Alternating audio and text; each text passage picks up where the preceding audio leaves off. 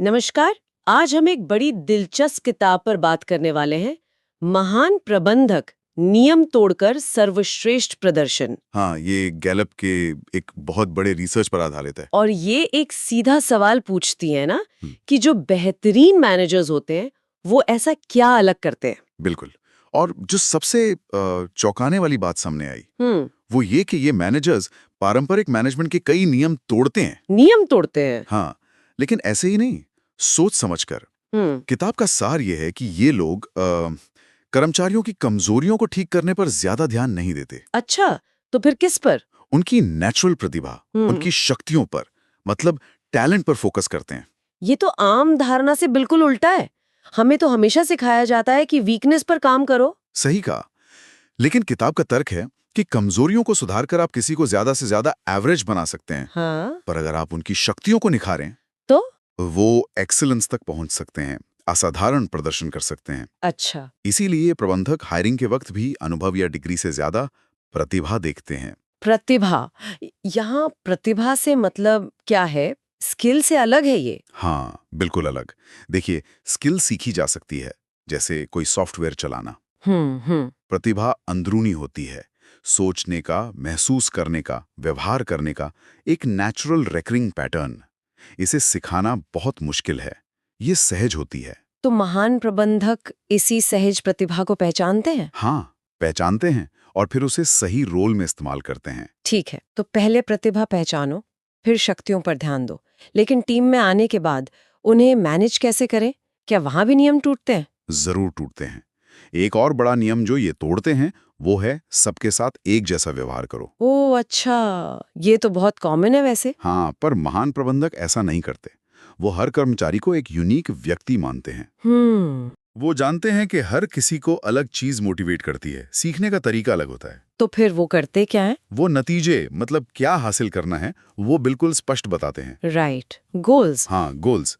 लेकिन कैसे हासिल करना है, इसमें काफी आजादी देते हैं। वो माइक्रो मैनेज नहीं करते। समझ गई। और शायद इसीलिए वो कहावत इतनी सच लगती है कौन सी? कि लोग कंपनियां नहीं छोड़ते, अपने मैनेजर्स को छोड़ते हैं। बिल्कुल।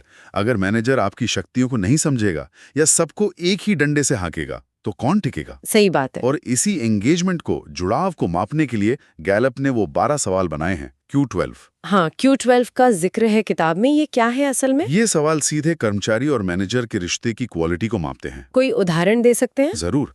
जैसे एक सवाल है, क्या मेरे पास वो सामान और उपकरण हैं जिनकी मुझे अपना काम ठीक से करने के लिए जरूरत है? ये तो बहुत बेसिक लगता है। लगता है, पर सोचिए, अगर बेसिक चीजें ही नहीं हैं, तो कोई कैसे अपना बेस्ट दे पाएगा? ये सवाल दिखाते हैं कि काम करने का माहौल कितना सपोर्टिव है। अच्छा, तो ये सिर्फ खुशी नहीं मापते, बल्कि ये देखते हैं कि क्या कर्मचारी को बेस्ट परफॉर्म करने का मौका मिल रहा है। एग्जैक्टली। और ये सीधे मैनेजर की जिम्मेदारी है। तो अगर हम इसे समेटें, महान प्रबंधन का मतलब है नियमों को तोड़कर व्यक्ति पर ध्यान देना। हाँ, बिल्कुल। पहली बात, प्रतिभा के लिए हायर करें, सिर्फ रेज्यूमे के लिए नहीं। स्किल सिखाई जा सकती है, प्रतिभा नहीं। हम्म। दूसरी बात, लोगों की शक्तियों का इस्तेमाल करें, कमजोरियों को बस मैनेज करें ताकि वो रुकावट ना बने। उन्हें ठीक करने में सारी एनर्जी ना लगाएं। और नतीजे स्पष्ट रखें, लेकिन प्रक्रिया में थोड़ी फ्लेक्सिबिलिटी दें। सही। और कर्मचारियों से व्यक्तिगत स्तर पर जुड़ें, उनकी एंगेजमेंट मापते रहें उन 12 सवालों से। ये समझना कि हर कोई अलग है, शायद यही सबसे बड़ी बात है। हाँ, बिल्कुल। इफेक्टिव लीडरशिप का मतलब वन साइज फिट्स ऑल नहीं है। ये हर व्यक्ति की यूनिक प्रतिभा को खोजने, उसे निखारने और ऐसा माहौल बनाने के बारे में है जहां लोग रोज वो कर सकें जो वो सबसे अच्छा करते हैं।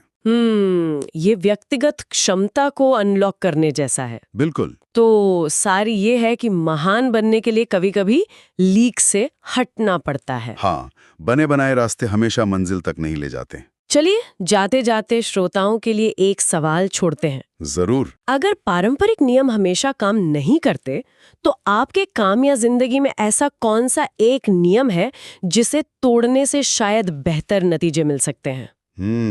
सोचने वाली बात है। इस पर सोचेगा जरूर।